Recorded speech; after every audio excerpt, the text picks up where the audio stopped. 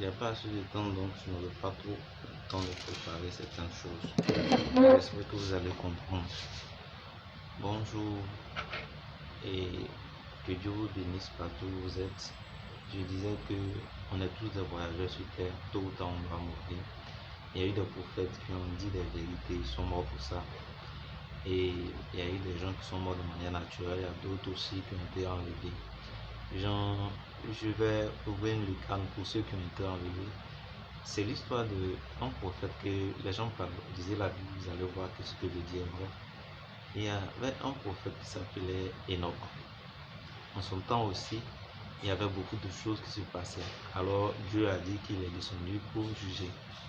Mais si Dieu accomplissait sa parole en son temps, eh bien, Jésus ne serait pas venu. Donc, qu'est-ce que Dieu a préféré faire? Au lieu de juger toute la planète, parce que la dernière trompette, c'est ça. C'est la fin, c'est le renouvellement de toutes choses. Voilà. Donc, au lieu que Dieu confirme sa prophétie pour juger tout le monde, Dieu a préféré lui l'enlever. Je dis que les prophéties sur la fin du monde, là, beaucoup l'ont dit. Ils ont pensé qu'à leur temps, ces choses allaient s'accomplir, et puis ce n'est pas accompli. Donc c'est ce qui fait qu'aujourd'hui, vous savez, il y a des gens de gloire en gloire veulent diriger le monde. Et l'homme le plus fort du monde, peut-être vous êtes fort en coup de poing, peut-être vous êtes fort en combat rapproché, peu importe. Mais celui qui dirige le monde, voilà. Aussi vous lisez les Écritures vont nous dire, voilà comment vous pouvez les reconnaître. Si vous regardez dans Apocalypse, je crois bien, si vous lisez Apocalypse 17, je ne me trompe pas, le verset 9, après je vais vérifier, autant vérifier en même temps puisque je parle au monde. Apocalypse 17, parce que quand tu parles au monde, il faut être très prudent. On n'a pas dit les faussetés qui vont te rattraper plus tard. Donc, Apocalypse, c'est le dernier livre, 17. Bon, on est au 17, verset 9. C'est ici l'intelligence, qui a de la sagesse. Les 7 têtes sont 7 montagnes sur lesquelles la femme est assise. Et bien, si vous lisez tout le chapitre, on parle un peu de Babylone spirituelle qui est imagée à une femme qui domine. Mais on dit que cette femme-là est assise sur 7 montagnes. Bon, si vous cherchez dans le monde un pays, une nation où une femme est assise sur 7, tu vois, non, si vous prenez dans le sens figuré, ça ne va pas marcher. Vous avez une fille, est-ce qu'une femme peut s'asseoir sur cette colline ou bien cette montagne? C'est pas possible. Voilà, maintenant, c'est une métaphore pour dire que la ville qui est la Babylone la Grande a été construite sur cette montagne. Maintenant, étant donné que Babylone, c'est-à-dire les Romains, le Vatican, eux, ils ont pris la Bible avant nous, donc ils devaient la façonner tout en gardant l'idée maîtresse. Donc, si vous cherchez dans le dictionnaire, colline et montagne, il y a quelque chose qui est un facteur commun en termes de synonymes. Ils vont dire une montagne, le synonyme de montagne, c'est un mont. Et puis le synonyme de colline, c'est un mont. Donc, ils ont facteur commun, que ce soit montagne ou colline, facteur commun, c'est un mont. Et donc, or, qu'est-ce qu'un mont? C'est une montagne. Maintenant, pour ceux qui ne comprennent pas, je prends un exemple. On me dit, montagne, là, son synonyme, c'est un mont. Et puis, on dit, un mont, là, son synonyme, c'est colline. Donc, par ricochet, synonyme, puisque synonyme de montagne, c'est un mont, et que synonyme de mont, un mont, c'est une colline, ça veut dire que ça soit colline ou montagne qu'on a dit, et que sur laquelle la femme est assise, on retient que la femme est assise sur 7 monts. Donc 7 monts, on peut dire 7 montagnes comme 7 collines. Et la seule femme qui est la grande, qui est l'illustration de la grande Babylone. Pourquoi on l'appelle grande Babylone? Parce que c'est une cité dans une cité qui est construite sur 7 collines ou 7 monts ou 7 montagnes. Et c'est le pape, lui, c'est le seul pape qui est souverain. On ne peut pas le traduire en justice, on ne peut pas le mettre en prison. Quel que soit ce qu'il fait, il est inattaquable. Donc, il a tout. On ne peut pas l'envoyer quelque part, même s'il décolle. Tout ce qu'on peut faire par rapport au système, si les gens voient que sa politique n'est pas bien, c'est d'enlever, mettre une autre personne qui va agir au compte du même Vatican de manière perpétuelle. Vous allez dire, lui n'est pas bon, mais lui, c'est la même racine, c'est le même système qui se développe. Soit il peut prendre une décision aujourd'hui, vous n'allez pas aimer, on va mettre quelqu'un qui va prendre une décision contraire, ça va vous endormir. Mais au temps favorable, si la décision qu'il aurait voulu prendre aujourd'hui ne passe pas, ils vont trouver un temps favorable pour prendre ça plus tard. C'est aussi simple. Et le même système continue d'évoluer et ainsi va le monde. Et ils ont réussi. Donc, pour ceux qui ne croient pas qu'il y a un homme qui dirige le monde, c'est leur problème. Mais le monde est dirigé en majorité par un homme. C'est ce que la Bible dit et c'est confirmé pour ceux qui ont l'œil spirituel. J'en ai fini concernant le Vatican et l'homme qu'on appelle le pape. Et c'est pas moi, c'est pas une vérité nouvelle. L'ange m'a dit, ce n'est pas que je viendrai dire un autre message, mais le même message. Donc je suis en train de dire quelque chose que d'autres ont déjà dit. Maintenant, concernant l'actualité, il s'agit, j'ai averti dans ma vidéo précédente que j'allais dire le roi de l'Ukraine, je ne connais pas dit le président de l'Ukraine, je ne connais pas trop son nom, ça commence par Z. Bon, je ne connais pas trop son nom, mais selon une vision, ce président-là va mourir. Voilà. J'ai vu un homme, un blanc, qui était dans une vision, Dieu m'a téléporté. J'ai vu son homme de main qui était touché, c'était un blanc.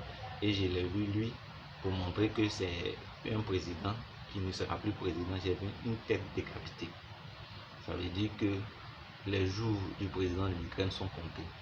Maintenant, cette seconde vidéo là, c'est clair, hein, lui il va mourir. Il ne sera plus président de l'Ukraine. Pour ce qu'il a eu à faire, il a accepté que sa patrie soit une base pour nuire à Poutine. Vous allez le lire dans ma précédente vidéo pour les raisons que je vois pour ça. Et Poutine a vu loin. Maintenant, je ne sais pas qu'est-ce qu'ils ont promis à cet homme pour qu'il laisse sa patrie ou bien sa terre comme un point ou bien comme une ville dont ils vont se servir pour nuire à Poutine. Je ne sais pas.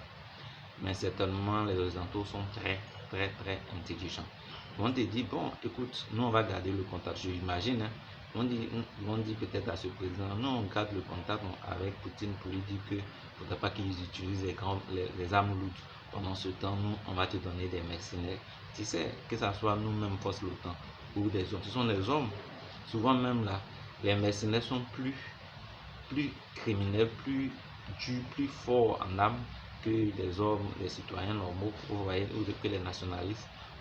Donc finalement, tu n'auras pas, tout ce que tu auras à faire, c'est de vider ta population et ta patrie sera un champ de bataille. Nous, on donnera des hommes, on a l'argent pour envoyer autant de mercenaires et on a les moyens anti-aériens, anti-chars, tout pour nuire. Donc, quand la population sera à l'abri, tu n'auras pas à faire la guerre parce qu'on envoie des hommes, on envoie l'armée pour nuire. Donc cette petite crise ou même cette petite crise là, c'est pas une petite crise, c'est une grande crise. Voilà. Ce sont des gens qui cherchent à nuire au président Poutine. C'est Poutine qui s'est opposé quand on voulait enlever Bachar Arafat. Aujourd'hui là, par son action, et la Syrie et puis comment on appelle, Israël vivent en paix. On ne dira pas qu'il a mal fait. Donc toutefois que Poutine dit non, quand il réfléchit pour vous dire pourquoi il a fait ça, c'est tellement logique, tellement clair. Maintenant, si vous voulez être soumis à un homme qui va prendre une décision, que ça soit bon ou pas, vous allez vous soumettre. Alors, c'est à vous de laisser le Vatican ou bien la Babylone spirituelle agir comme bon lui semble. Parce que si jamais la Russie est contre, si elle réussit à avoir la victoire sur la Russie, c'est pas Chine qui va lui résister. Parce que là, s'il faut, pour tuer les gens, c'est facile. Invitation, tu pollues l'air et puis ils meurent.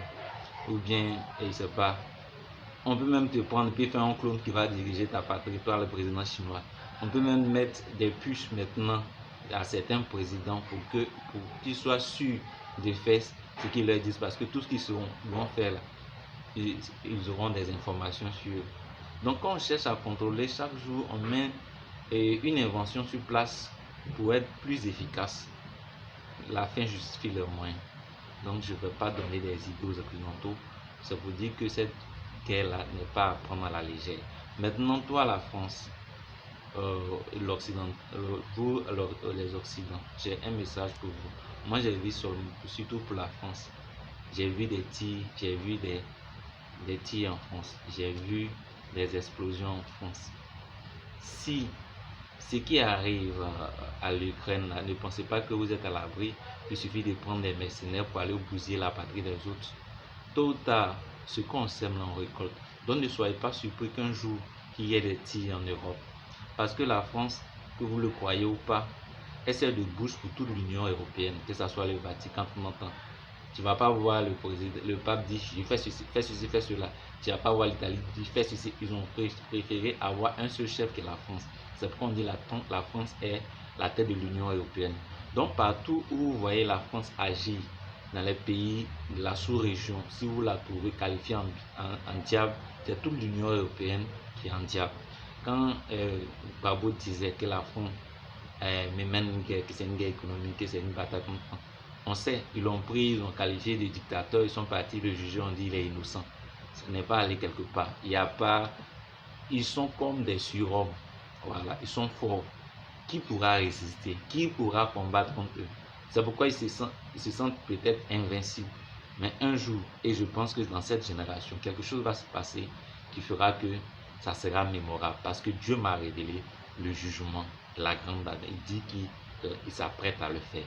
J'ai véhiculé le message. Si les Babyloniens pensent que j'ai mal agi, ils ont tort. Parce que quand Dieu donne une prophétie, toi tu dois te comporter pour ne pas faire tes mauvaises actions, pour que Dieu puisse peut-être prolonger ta vie. Maintenant, si tu continues, tu persistes dans les mauvaises choses, tu vas précipiter le jugement de Dieu sur toi, et ce qui doit arriver arrivera de manière inévitable. À bon entendeur, salut. J'espère que pendant mon voyage sur terre, pendant que je suis encore avec vous, j'ai fait de mon mieux pour vous partager le peu de lumière que j'ai.